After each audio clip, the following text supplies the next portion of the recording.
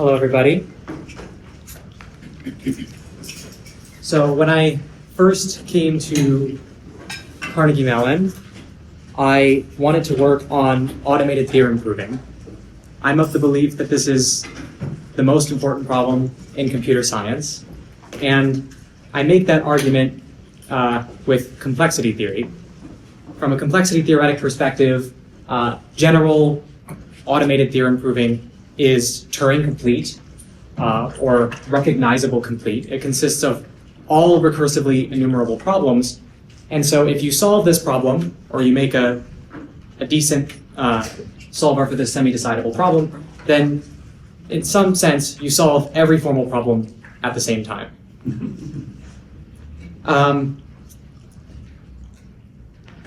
So I am motivated to work on general deductive reasoning, general mathematical logical reasoning, because in some sense, it's the canonical problem to be working on. But there are a lot of problems that fit in the recognizable complete complexity class. There's the halting problem, there's first order validity problem, there's Diophantine equations, there's all sorts of problems that, there's string rewriting systems, a lot of different things that are semi-decidable problems. So my first job coming into the PhD program was finding a problem that was a good representative for the complexity class of recognizable complete problems. In the NP complexity class, the CNF formula has been the dominant way of expressing problems in NP, and SAT solvers are the technology there for solving problems that are NP complete. And I wanted a similar format that describes recognizable complete problems, but in a decent form that allows many different things to be represented. So I looked at all of these problems, and I didn't come in with a predisposition to this effect, but you should all be happy that I decided that dependent type theory was a good foundations for these purposes. And the fundamental reason is that dependent type theory is built on abstraction. If I build a system that's good at first order logic, it will definitely be good at first order logic. But if I want to use that system to do something other than first order logic, the question is the extensibility of the system. Can the system serve as its own meta language in order to add new constructs and to build new mental models, new modes of reasoning into the system? Dependent type theory is great because it has this primitive of the dependent function type. And this single primitive is pulling a lot of weight in dependent type theory. Of course, it represents functions. It represents implications if both sides are proof certificates. It represents universal quantification if the output type is a proof certificate. In general, dependent function types are the principle, the concept of abstraction made into a rule, into a term constructor.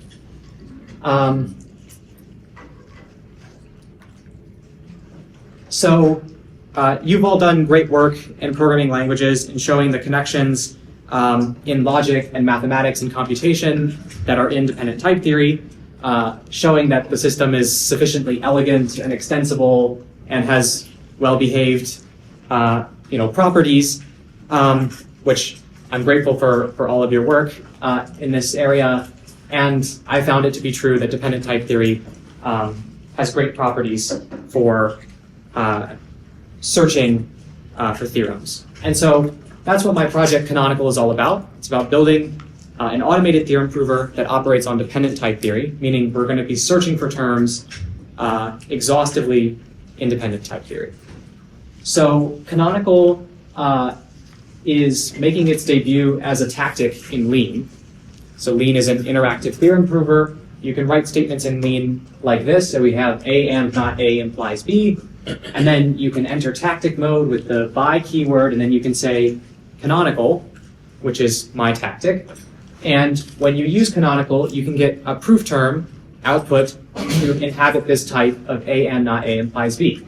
So here's the proof term that's generated by canonical. So false.rec is the principle of explosion. Our goal type is B, and we need to provide a proof of false, and we get a proof of false by taking the right projection of the and applying it to the left projection of the and. Does that make sense? So this is a proof term generated by canonical. Here's another example. So the equality type in Lean is expressed as an inductive type, and we can prove the transitivity of equality. So we have A is equal to B and B is equal to C, and we want to prove A is equal to C. We can call canonical, and canonical generates this proof term. It uses the recursor on equality. It synthesizes a motive, so a higher order argument, and it uses the premises that were given to it. You can also use canonical to synthesize programs by a type signature. So here we have an inductive definition of vectors with their length. So you have v-nil, which is a vector of length 0, and you have v-cons, which takes a vector of length n and adds an element to be a vector of length n plus 1. And we can synthesize the append function just by asking for a function that takes in a vector of length n, a vector of length m, and returns a vector of length m plus n. And it synthesizes this function, which indeed is the correct function for the append operation. So why do you have that up there? Why does it say non-computable if you?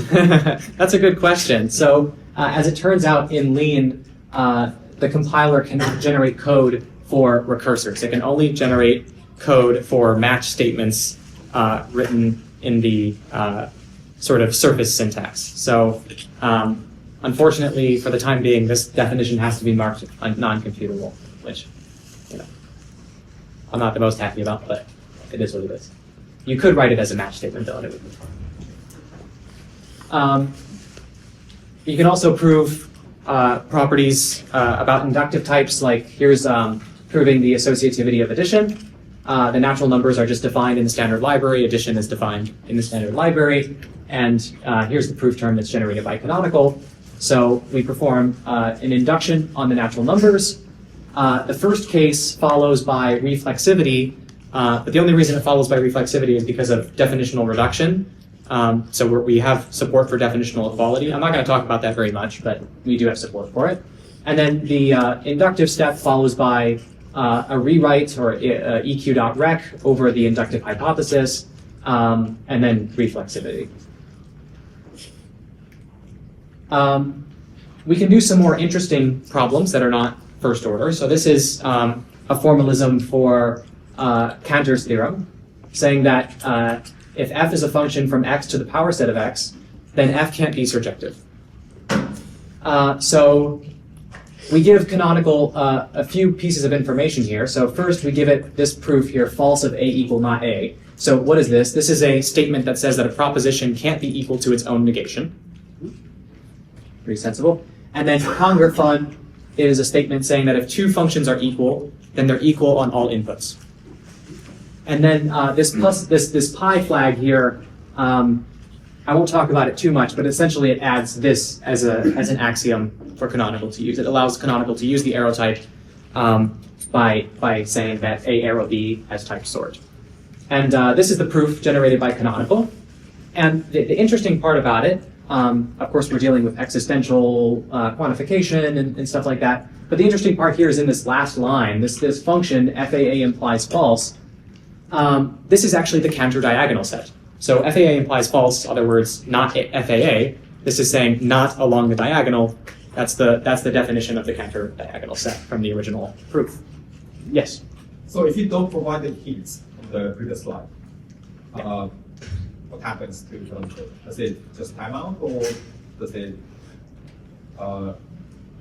give you some error message? Yeah, I would suspect that, if you don't have this, you can't prove this theorem anyway. If you don't have this, if you don't have the ability to use the arrow type, I don't think you can prove the theorem in general.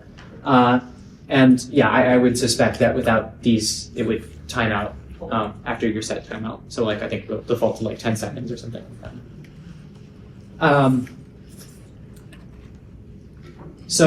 Yeah, here's another example. We can define groups So a group we have a semi-group with inverses and an identity element 1, and we want to synthesize a multiplicative homomorphism from that group to itself. And there are two of these. So there's the identity homomorphism. So Canonical can synthesize this identity homomorphism, which sends all elements to itself and is just true by reflexivity. But it can also synthesize the homomorphism that sends every element to the identity element, and it can prove that that's also a trivial homomorphism. And so we were able to get this behavior by providing a count flag to Canonical. It will generate multiple inhabitants of a given type when you ask for them. So you'll get maybe rephrasings of the same proof, or also in the case where you have proof relevant things like functions, you can get multiple inhabitants like this. Here's an example with higher order reasoning. So we're showing that here that for a complete lattice alpha, if S and T are sets of alpha, then the supremum of S intersected with T is less than or equal to the supremum of S met with the supremum of T. And this is the proof that's generated by Canonical. And so the interesting thing here is all of the functions that we have to synthesize. So S sup LE and LE S sup are higher order axioms, and the supremum function is naturally a higher order function. So yeah, we're able to synthesize proofs like this. And this one's just for fun, just another natural number example. We can generate pretty substantially long proofs. In this example, there's, I think, 4 instances of recursion, or maybe, yeah, 4 instances of recursion. So, we can generate pretty substantial proofs. But, I did a prior talk where a couple weeks ago where I talked more about the demonstration and stuff like that. But today I want to talk about theory. I hope you're all in the mood for yeah, a natural question or a natural thought might be, surely to get this kind of search over the set of all terms, you must have some kind of algorithmic advancement. This is fundamentally a project in formal methods, in algorithms, right? You must be doing something very interesting on the algorithmic front. Well, we just use iterative deepening depth first search, out the box. We exhaustively search over all terms. We're not doing anything fancy in terms of how we're searching over the tree. What I want to argue today is that what makes Canonical really special is not, because I'm a formal methods person doing a bunch of algorithms, but fundamentally the capabilities of Canonical are as a result of programming languages, advances in programming languages. I'm going to start by looking at the programming language that's underlying Canonical's internals. This is that programming language. So terms in this language are beta normal and eta long. So this is a lambda expression. The overline means just a list. So we have a list of parameters, a head symbol, and then a list of arguments following that head symbol. Does this make sense to people?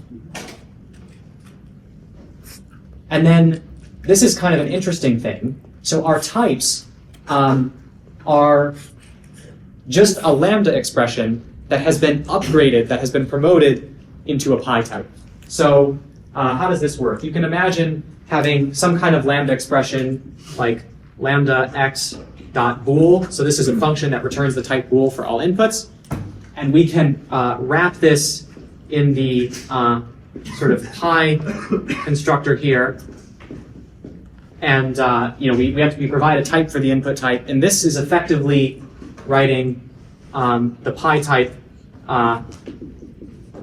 x colon bool to bool. Does this somewhat make sense? So our constructor for types is just a constructor that upgrades lambdas into pi types by annotating their inputs with types. That's the core construct. So just some observations here. There's only one way to construct a term, and there's only one way to construct a type. And so we're not going to have pattern matching or branching on constructors of anything, which is going to be very useful for search. And at any function, we know exactly how many arguments that function takes in. We know the arity of that function in advance. And you might think this is true, but in general, or in any language, but in general, in most languages, being ate along does not commute with substitution. So you can substitute something into a function, and it would have been ate along before, but it's no longer ate along. So an example of this is the polymorphic identity type. If I supply an arrow type as the first input to the polymorphic identity type, then all of a sudden it takes one more argument than it used to take. Or if I supply a function of arity 2 as the type, then all of a sudden it takes 2 more arguments than it took before. For search reasons, and you'll see why, we can't have that going on. Okay, so now let's talk about the kind of elephant in the room, which is this rule here that I've written. If you assume that you have, substitutions and all that stuff defined, you've got your beta reduction inequality and stuff defined, this is legitimately the only typing rule. And the sort of mnemonic that I would use to understand it is that the type of a function applied to arguments is the type of that function applied to the arguments. Okay? So let's look at the typing rule and try and understand what's going on. So we have some term, lambda x dot f applied to m, right? So this is the head symbol, this is the arguments. So the first thing we do is we look in gamma, extended with the parameters x. Basically, f could be one of these variables. And we check to see what the type of f is. So if f has the type, y, such that, okay, so this is the, actually I'm gonna rewrite this to be more how you would expect. So y colon y. Okay, so maybe this is sensible. Then the type of this function is going to be, it's going to be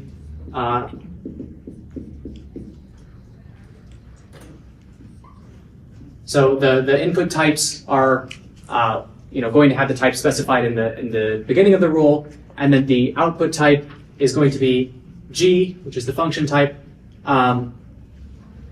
where m is substituted in for y. Actually, I think this should be gn, where n is substituted for y. My apologies.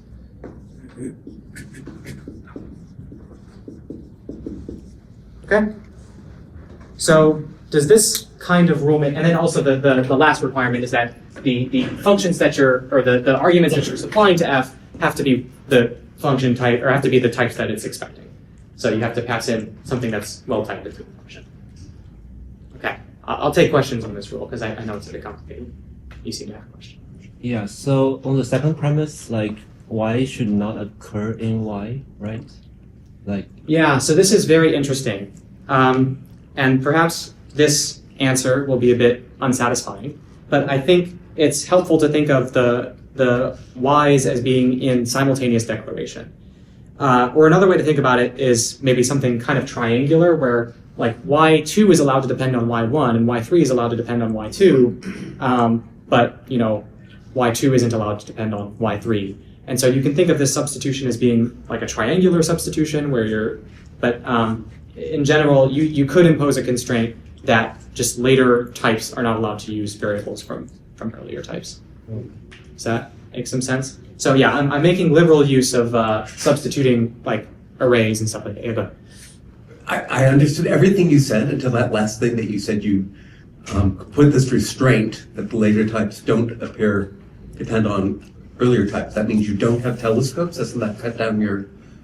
So we do have, so you're allowed to say, like something like this, where you say, for all a colon type, a, right? So this would be like false or something. This would be just like the explosion that just gives you every type, right? So we have here something that depends on, something earlier. This is not actually, maybe not a great example. Maybe a better example would be, the polymorphic identity type, which is like a colon a, and then gives you an a, right? So this might be the better example. So here we have So there this. you need that dependence. So this is dependency. We have support for this. So Okay. this is great. What we would maybe be a little bit more surprised by is if you were able to say, let A have type A and A have type, right? This might be a bit more surprising if this were to be allowed, because you might be asking, well, what is this, right? It hasn't been declared yet. Now, to your horror, technically speaking, Canonical does support this behavior. What? But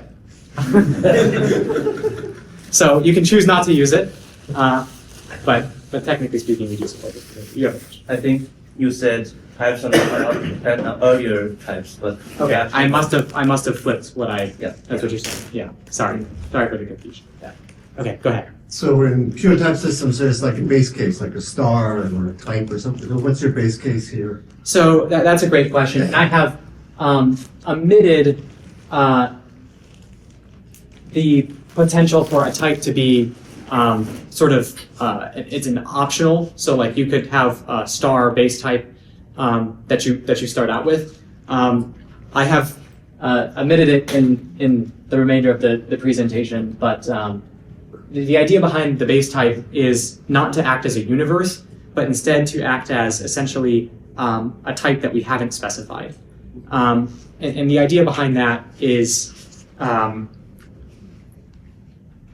don't think universes play particularly well with the rules that we have in this system. And so, you specify as many types as you wish Canonical to use, and then past that point, if you provide a type as just being like the null type or the star type, that's just saying, please don't make any assumptions based on what the type of this variable is. So in your example, you had A : type. Yes. So type would actually have to be defined. So this is type would actually have to be defined somewhere. So Canonical doesn't have any keywords or anything like that. You would have to define type somewhere, and eventually you would have to say, we annotate it as like star, which is just saying, I'm not going to tell you what type this has. But in principle, you could say, well, let's say type has, type 1, and type 1 has type 2. You could even do what we do in those lean examples that I showed you before, and you could say sort has type sort. Oh my goodness, that's a bit of a, maybe that's inconsistent by Girard's paradox or something. But so the base case is a bit tricky, but I might try to avoid further discussion of the base And case. just to see if I understand this thing where you wrote the little a before the big A, Yes. that works because you get all those declarations Are happen simultaneous. Yes, So you exactly. can do mutual recursion, for instance. Yes. So it's helpful for that. Okay. Yes, yeah. But this is not typical, and for people that are weirded out by this, understand that you don't have to use this. Like, this is not. I don't even know what it means to do something like mutual recursion. What does it mean for A to have type B and B to have type? I have no idea. So that's for you to figure out. You're the BL people, right? Okay. So you don't know, for instance, whether it's consistent. Well, depends on what you mean by consistent. Like if I have A : B and B : A, and I ask for something of type C, there's no way I can get anything of type C. I don't have anything of type C. What am I going to do? Like, there's nothing of type C, right? So if your inconsistency means you can prove anything, then surely not. But if your inconsistency means that, like, maybe you add some recursors in there and you add some different capabilities, and then all of a sudden you're proving things you didn't expect to prove, that might be what could be meant by inconsistency. But I see. Actually, You can't prove bottom because bottom's not defined. perhaps. A : B, B : A actually makes sense if you have sort, right? You could have something that has that kind You of... could, like Sorry. in principle. Yeah. Or I'm just saying. In principle or in practice? Well, I don't know exactly what it means, right? I guess the onus is on the person who's creating this signature to have some intent behind what it is that they're doing. If they want to say that A : B and B : A, I might ask them, like, I guess what model do you have in your head of a situation in real life where that is the case? And I actually do kind of have a case in which, like, I understand personally what I mean when I say sort : sort. I understand that there's some concern there about, there's a history of discussion of axioms of that sort, so I'm not going to kind of enter that discussion. But yeah, sure, go ahead. So if you write f colon pi y lambda y, it seems that you should, however, like put the capital Y into the spine lambda. of the lambda y. Yeah, I think it will become apparent why we didn't do that as we go into the actual theorem proving procedure. Okay.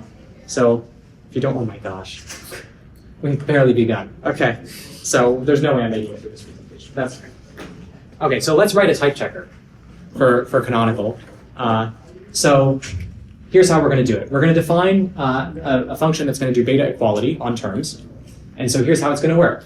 So first, we're going to deal with alpha equivalence. What do I mean by that? Basically, we're going to take the parameters of the term on the left and the term on the right, and we're going to make sure that they have the same parameters. We're going to like do a renaming of the parameters, create some new fresh variables or something to deal with alpha equivalence. All right?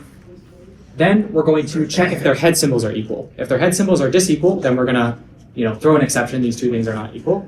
Otherwise, we're going to recurse. We're going to zip the arguments on the left-hand side, zip them with the right-hand side, and then we're going to perform equality on each of those arguments.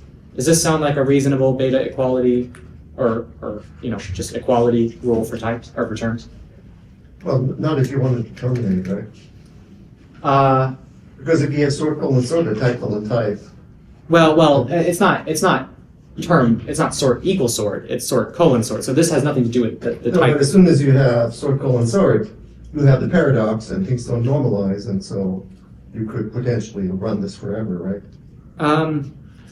I guess I don't see how I could construct a term that I mean I'm open to a consideration that a term doesn't normalize, but I think we should consider the case where perhaps the type signature that's provided is maybe more standard with type theory. Okay, but you could also accept the partial equality, right? It's Yeah, that's not that. necessarily wrong with that. No, Just- yeah, it's not. Just a note that, yeah.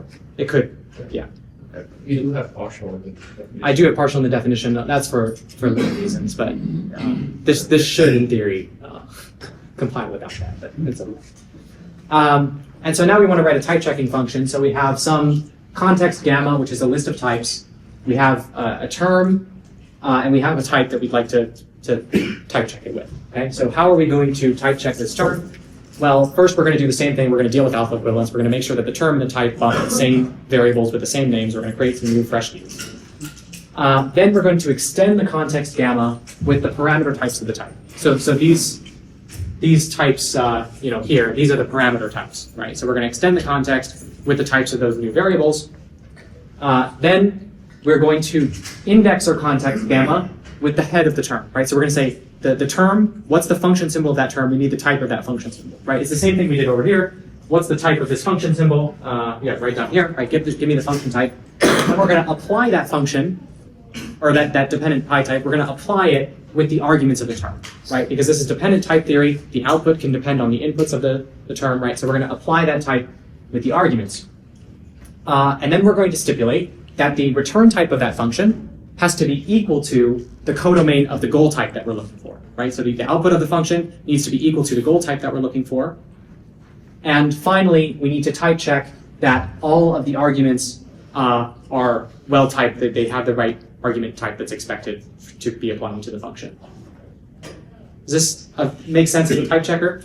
This is like, we're assuming that you have substitution and stuff already defined and stuff like that, but this is legitimately a 10-line checker for dependent type theory in some sense. Okay? So a few observations. First of all, there's only one place in this code that can throw an exception. There's only one place in this code that can fail, right? Type checking. And that is this one line in the equality testing function. And another observation is that, we use this like for loop primitive a lot, or twice.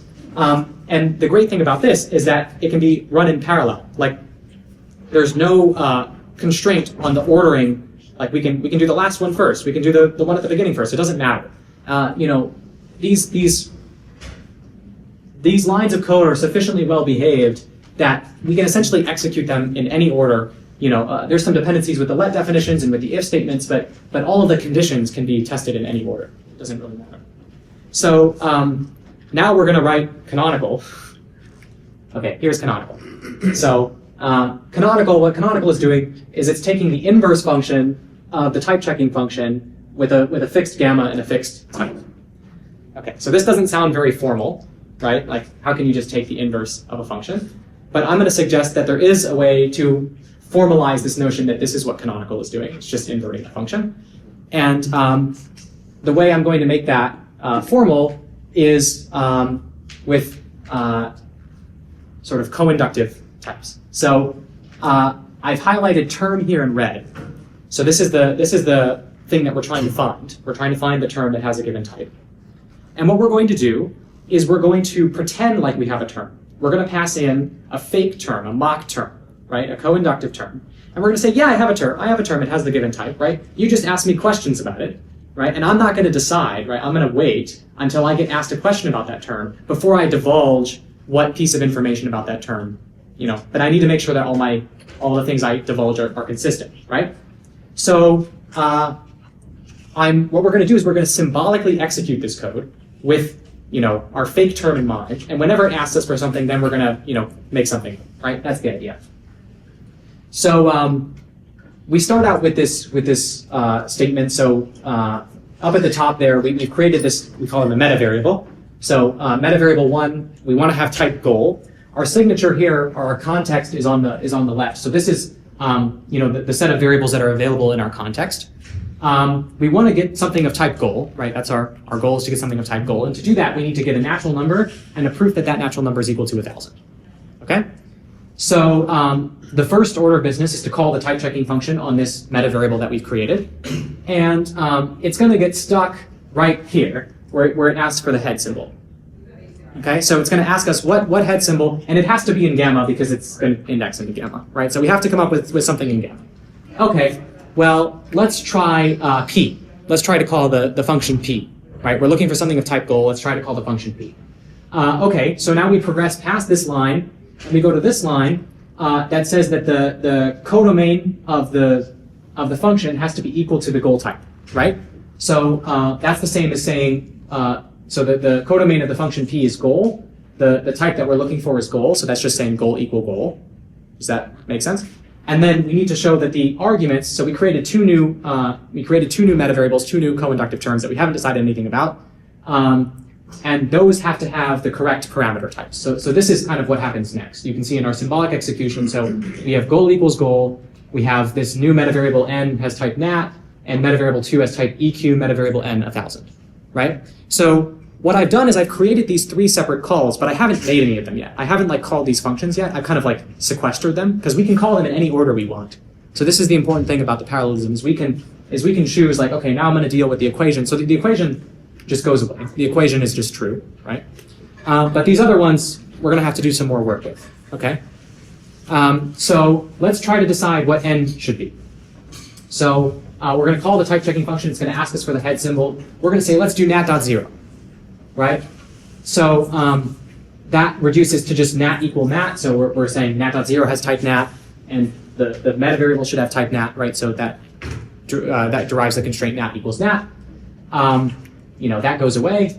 And then we're left with this meta variable 2, which needs to be a proof of type eq nat.0 1,000. Okay, I think we might be hitting a dead end here. We can try eq.refl, but now we have a meta variable x of type nat, and if we execute this type checking function, we're going to get this equation here. So here's the equation we get. We get eq meta x equals eq nat.0 1,000, right? And this is going to reduce. So if we look at our eq function, this is going to reduce into 2 recursive calls. Let's set x to nat.0. This is going to fail because nat.0 is not equal to 1,000. And conversely, if we set x to 1,000, this is going to fail because 1,000 is not equal to 0. Does that make sense? So we've kind of hit a dead end. So let's go back, and instead of working on n, we're going to take advantage of our parallelism, our ability to work on whatever we want to work on, and we're going to first work on meta variable 2. So we haven't even decided what n is. Doesn't matter. We're going to work on meta variable 2 instead. Okay. So we're going to choose to work on reflexivity. that's going to generate these constraints. So the equality constraint is EQ meta x equals EQ meta n 1,000. And the typing constraint is that meta x has type net. Okay? This equation is going to reduce into these two equations. And now it's very clear what meta x needs to be, right? It needs to be 1,000. So we can go and make that. We get these equations. The equations just disappear. We decide to make meta n equal to 1,000. We have an equation that says that needs to be the case. And all of the qualities are satisfied, and that ends the type check. Does that make sense? Roughly speaking. So we basically just symbolically executed this code, and that has allowed us to define a term of the desired type. So the lesson is choose your metavariable ordering wisely. It's important for your solving behavior. And here's a little animation. You've earned it. This is, notice that we are refining metavariables in kind of arbitrary order. You know, we'll work on one thing, we'll work on something else. This is proving congruence of equality with a dependent function. Okay, so the last thing I want to talk about is substitution. Oh yeah, go ahead. Is the arbitrariness of metavariable order what lets you like generate multiple distinct results by the count parameter, or does that arise from somewhere else? So the arbitrary metavariable ordering is entirely up to you. You don't have to backtrack those decisions. You just have to make any decision. It doesn't matter what decision you make. So no, the ability the ability to find multiple terms comes from backtracking decisions of what you assign a metavariable to, not which metavariable you assign. Because any term can be created by assigning metavariables in any order. I see. I guess like in that example, it felt like the order did kind of determine the actual assignments of the metavariable. It determined the performance, but like in theory, you could have assigned that first metavariable to 1,000, but you just didn't know, right? How would you know to assign that first metavariable to 1,000 unless you knew that you were going to have to prove something by equality afterwards, right? That's the big picture. Well, Chase, when there are multiple possible answers, it might determine, of course the order will determine which answer you find. So, well, I claim not, because you can fix any ordering, and you can still get all of the proof terms just by choosing different assignments to the variables. So I think I've made a slightly confusing thing because I backtracked a variable order, right? But in practice, we never backtrack variable order. That was just like for a teaching moment. Okay. So I want to talk a bit about substitution, because this whole time I've been saying, oh, substitution, you know, just imagine it's implemented, right? Just don't even worry about it, right? So, you know, maybe you think substitution should be implemented something like this, right? So first we perform substitutions on the argument. So like say let me explain the signature first. We have a variable and we want to substitute it for a value, right? So you might think, okay, let's perform substitution on the arguments first, and then we're going to do a check. If the head symbol is the variable, then we're going to take the value and we're going to apply it with these arguments. Otherwise, we're going to take ourselves and just change our arguments to the substituted arguments, right? This is probably what you're thinking about for how to implement substitution. But this is a terrible idea. This will not work. This will destroy your search. So why is that? So imagine you have a metavariable x, right? This co-inductive term that we haven't decided anything about, and you want to call substitution of a variable of a value with a variable, right? So what's going to happen? Well, we're going to hit this line of code, which is going to force us to decide what the head symbol of that metavariable is, right? So we're going to immediately have to decide, you know, like we don't have any equations or anything. We're just going to have to immediately decide what the head symbol of that metavariable is. But it gets worse than that because we make a recursive call on all of the arguments of that variable. So now we're going to have to decide all of the arguments of that variable too, and all of their arguments, and all of their arguments. So in short, if you ever hit a substitution function, you're going to be forced to elaborate the entire proof, like right then and there. You don't get any information. You don't get to like leave the function and go try other things. You're forced, if you want to make it past the substitution function, to completely decide what the term is entirely. Like finish the proof right then and there, right? So this is not something you can reasonably ask to be done, right? This is an entire automated theorem prover in and of itself, right here in the substitution function. So what we need to do is something that's not going to query the head symbols pervasively. And this gets even worse if you want to allow the metavariable to be assigned, unassigned, and reassigned, right? Because if you assign the metavariable, then this substitution function progresses or whatever, you unassign it and you reassign it, then all of a sudden you've, you know, gone down to a particular form and it's no longer valid, right? You, like that term has coalesced into something that's no longer a proper value. So here's the solution. The solution is explicit substitution. So what I'm showing you here is essentially the system that we use inside Canonical. So there are two structures. There's a term base, and there's the term defined on top of the term base. So what's going on? So this explicit substitution here is a list of strings or terms. And you can think of this like the program stack. So the program stack contains all the values that the function is allowed to use, right? Just like a regular programming language. And the head symbol here, the natural number, is an index into that program stack, just like a regular programming language. Again, it's just an index into the program stack. And this makes it very easy to implement the operations that we were talking about before. So here's the apply function. So if you want to apply a term with a list of terms, all you have to do is apply the right injection on all of those terms and append them to the explicit substitution. Just put them on the stack. I mean, this is exactly what you do in a regular programming language, right? You just take the terms, you just put them on the stack, and that's how you call a function, right? Remember that alpha function from earlier where I just said you just deal with the alpha equivalents, right? Here's how you do it. You create new fresh variables. You take the left injection and you append them, importantly, the same variables to both the left-hand side and the right-hand side. So you know that they have the same variables at the top of the term. What about getting the arguments of a term? Well, that's easy. You can just take the arguments of the base, and then you can give them the same explicit substitution. So just map them with the same stack. And here's the interesting one. So if you want to get the head of a symbol, now you have to do kind of weak head normal form reduction. So what you do is you index the stack with the stack pointer, right? You index the explicit substitution with the de Bruijn index, and then if it's a variable, if it's just a string, then you're done, right? That's the head symbol. If you reach a variable, then you're done.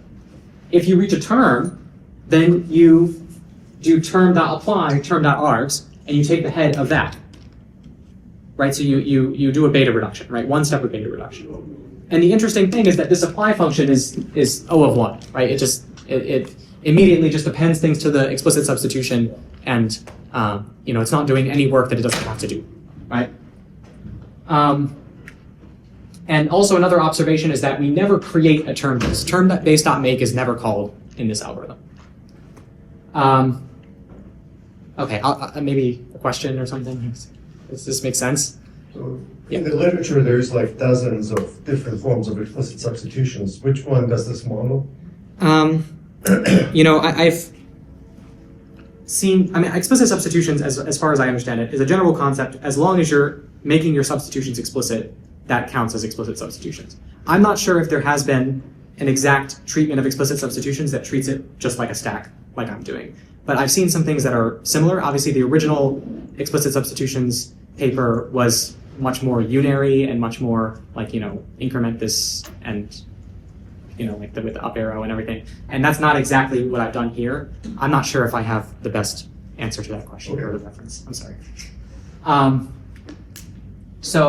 And now the great thing about this is we can handle meta variables. So if we want to handle meta variables, all we do is we change this base to be an option term base.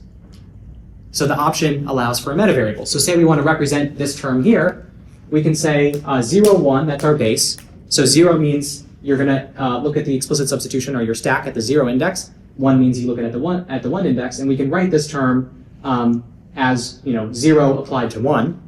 And then we can beta reduce it by just taking the 0 off the stack, and you're going to get something like this, where this function is now beta reduced because we have you have 1, which is pointing to a variable, right? So we have the head symbol is f, and we have that the head symbol is f, even though you normally can't beta reduce the top part, right? Because what if the meta variable x has a in it, right? What do you do if the meta variable x has a in it?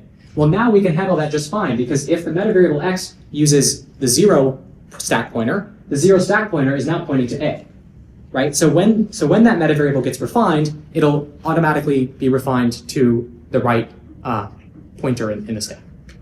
Here's an example of that. So we have the same meta variable f being applied to 2 different arguments, right? We can write those 2 terms like this with 2 different explicit substitutions, and when we refine that meta variable to use the 0 de Bruijn index, they'll just point to the desired term, right? You can just use a mutable update. You don't have to like keep track of multiple different states. You just change it saying, I want to have the stack pointer use the first index in the stack, and it uses them in both, and it has the correct reduction behavior for both.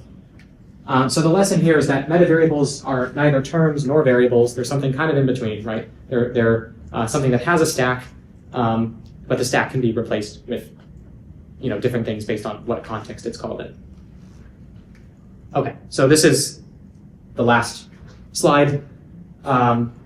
So the point I'm trying to make here is that the past, the present, and the future of Canonical are rooted in programming languages. And I think Canonical has some things to offer for the programming languages community. In particular, being able to understand your programming language, being able to understand the space of terms that exist in your programming language, I think is a useful primitive to be able to have.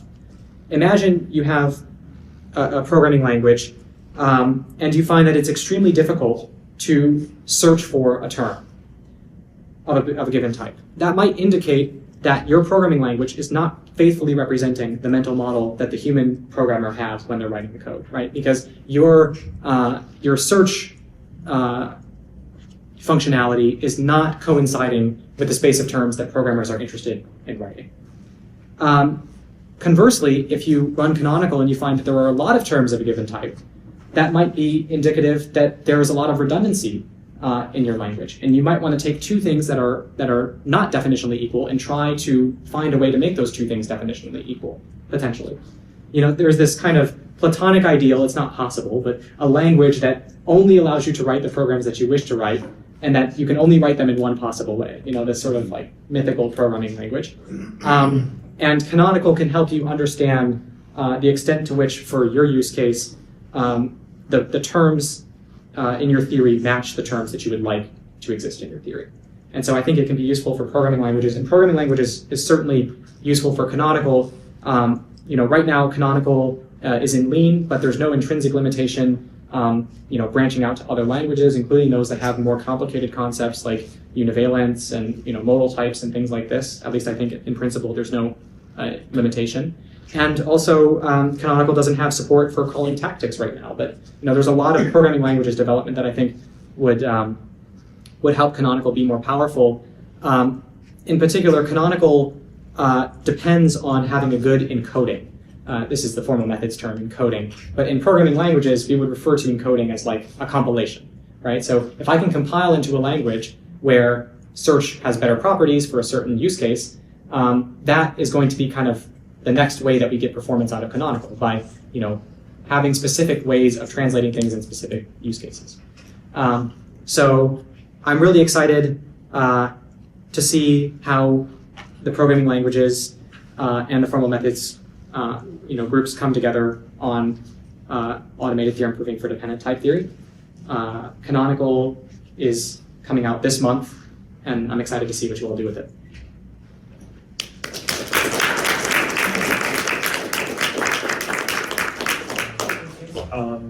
For those who have to go, I guess we're a little past that, so if anyone has to head out, and just feel free to do that.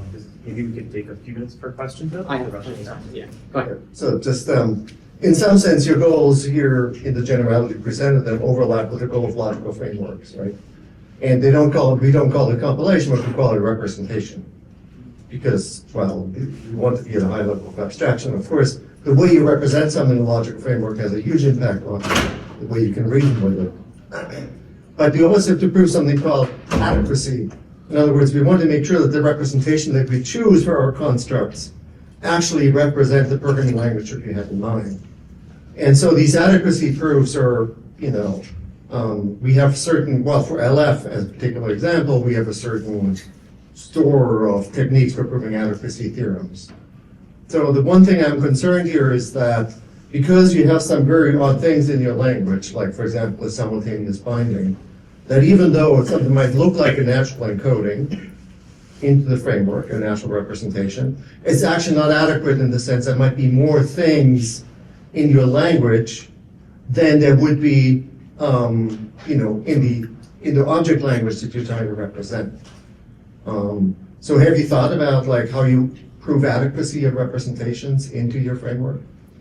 That's a really good question, and I want to, I guess I want to start by saying that I haven't, like, for this talk, I haven't given enough credit to 12 and everything with the logical frameworks. Like, I think, this is an important inspiration, and clearly, like, the capabilities that we're doing are they're inspired by 12, and I'm definitely excited about logical frameworks.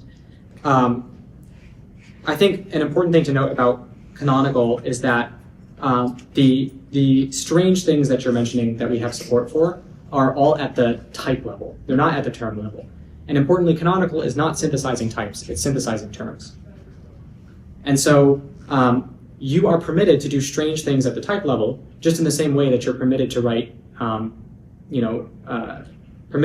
languages that are not adequate for your use case. But I guess the expectation is that we should be able to prove, in the same way, adequacy, and in theory that, the intention in having unique foundations for Canonical is not to be different or to reinvent the wheel. The purpose is because I need certain properties for search. I need to have static arity. I need to know in advance what the arity of a function is, which requires something like simultaneous declaration. And I need to have a single term constructor so that I don't have to pattern match on the constructors for terms. These are sort of structural requirements that I needed to get the search properties that I have. But I think in principle, they represent, with minor alterations. I mean, we were able to translate, again, not with proof, so this is an important point. I'm excited about doing things with proof, and that's why I think I need programming languages, I need more programming languages involved in the project. But, we've been able to, show how these encodings might work, but there's no paper, but right, we submitted a paper to ITP purely about the automated theorem proving capability. I would like to see a more, a better treatment of how to actually reason about what's going on internally in Canonical. Yeah, I mean, in Lean, you have a backstop because you can always type check in Lean the result of your search, right, if you want to. Ideally, we'll always have a backstop. I mean, I don't necessarily expect Canonical to be like a surface syntax or something like that. Okay, but normally you use a logical framework in the way that you say, here's my object language, I formalize it in my logical framework, and now my logical framework encoding becomes like the round truth for it. Yeah. So you don't really automatically, I mean, the logical framework is the backstop in some sense. That's what you'd like to have for a logical framework. And it seems like there was some intermediate thing that is not being made explicit.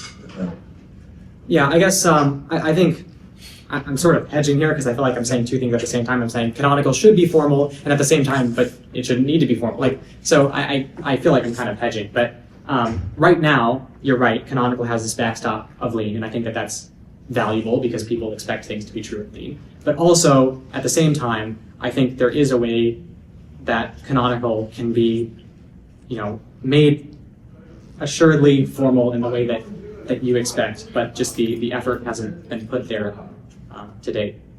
Good. Yeah. So, 2 points. One is I want to stress what Frank was saying about it's really helpful to draw a line between your notion of explicit substitution and what's in the literature, your notion of a type theory and what's in the literature. The other point I want to say is you're probably aware that there's sort of 2 ways of formalizing something like simply typed lambda calculus. You have the raw terms, and then rules that assign types to the raw terms, where you can make use of dependent type theory and just say the only things you can write down are well typed, sort of like the Curry view and the Church view. And it's sort of an open question. How do you do this for type theory itself? So Torsten Altenkirch has some things. I've been working with Torsten saying, right, can we implement this in Agda or cubical Agda? And we keep trying and we keep falling over.